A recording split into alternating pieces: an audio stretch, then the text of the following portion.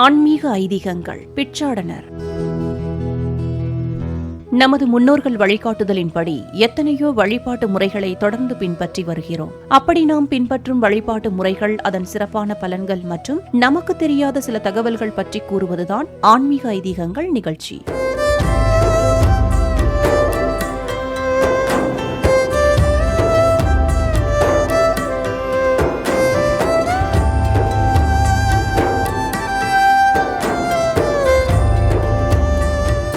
அந்த வகையில் பிச்சாடனர் ரூபம் பற்றி இன்றைய ஆன்மீக ஐதீகங்கள் நிகழ்ச்சியில் தெரிந்து கொள்வோம்.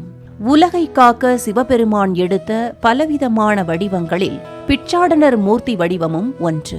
இறைவன் சிவபெருமான் பிச்சை பெறும் தோற்றத்தில் இருக்கும் வடிவம்தான் பிச்சாடனர் வடிவம். உலகத்திற்கே படியளக்கும் ஈசன் ஏன் பிச்சை கேட்க வேண்டும் என்ற கேள்வி எழலாம். ஆம், எம்பெருமான் நம்மிடம் எதிர்பார்ப்பது உணவோ பொருளோ அல்ல.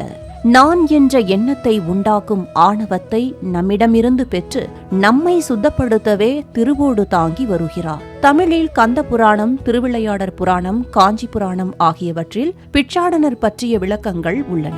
சிவாலயங்களில் நடக்கும் பிரம்மோற்சவ விழாவில் 8ஆம் நாள் பிச்சாடனர் வலம் வருவார்.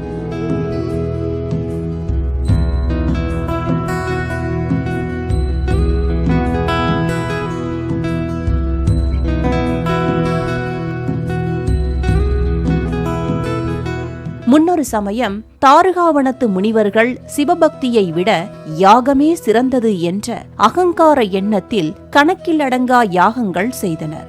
அவர்களின் ஆணவத்தை அடக்க எண்ணிய சிவபெருமான் திருமாலை உடனழைத்து திருவிளையாடல் ஒன்றை நிகழ்த்தினார். அதன்படி திருமால் மோகினி அவதாரம் எடுத்து தாருகாவனம் செல்ல, மோகினியின் அழகால் ஈர்க்கப்பட்டு யாகத்தில் ஈடுபட்டிருந்த முனிவர்கள் தாங்கள் செய்ய வேண்டிய தவக்கடமைகள் மறந்து மோகினியின் பின்னால் சென்றனராம். மற்றொரு புறம் சிவபெருமான் சூலமும் கபாலமும் ஏந்தி தாருகாவன முனிபத்தினிகள் வசிக்கும் வீதியில் செல்ல, அவர்களும் எம்பெருமானால் ஈர்க்கப்பட்டு பின் செல்கின்றனர். பின்னர் மோகினியால் தவநிலையை இழந்த முனிவர்கள் வீடு வர, பிச்சாடனரால் ஈர்க்கப்பட்டு நெறிதவறிய தன்மனையை நோக்கிய முனிவர்கள் இதற்கான காரணத்தை அறிகின்றனர்.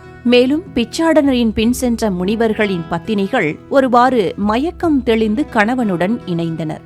அதனைத் தொடர்ந்து காரணத்தை அறிந்த முனிவர்கள் சிவபெருமானை அழிக்க எண்ணி யாகம் இயற்றி அதிலிருந்து வெளிவரும் பொருளால் ஈசனை கொல்ல ஏவினர். யாகத்திலிருந்து புலியினையும் நாகத்தினையும் முயலகனையும் மானையும் ஏவி சிவனை அழிக்க முயல, சிவபெருமானோ புலியின் தோலை ஆடையாகவும் நாகத்தை ஆபரணமாகவும் முயலகனை காலடியில் மிதித்து ஆனந்த தாண்டவம் ஆட முனிவர்கள் தங்கள் தவறை உணர்ந்தனர்.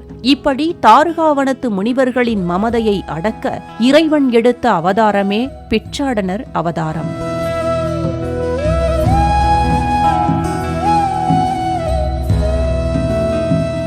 இடது காலை ஊன்றி வலது காலை சற்றே வளைத்து நிற்கும் தோற்றம். முன்வல கரத்தில் உள்ள அருகம்புல்லால் மானை ஈர்த்தும், பின்னிடக்கரம் ஒன்றில் உடுக்கை, மற்றொன்றில் பாம்புடன் திரிசூலம், முன் இடக்கரத்தில் கபாலம், தலை ஜடாமண்டலத்துடனும் வலது காலில் வீரக்கழலும் உள்ளன.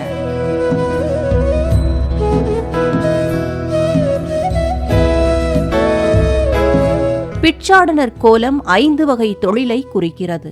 உடுக்கை ஒலி உலக சிருஷ்டி, திரிசூலம் அழித்தல், மானுக்கு புல் கொடுத்தல், அருள் புரிதல், அருகில் நிற்கும் குண்டோதரனை அடக்கி அருளுதல், மறைத்தல், மேனியில் அணிந்துள்ள பாம்புகள் யோக சாதனைகளாகவும், பாதச் சிலம்பு ஆகமங்களாகவும், பாதுகைகள் வேதங்களாகவும் உள்ளன.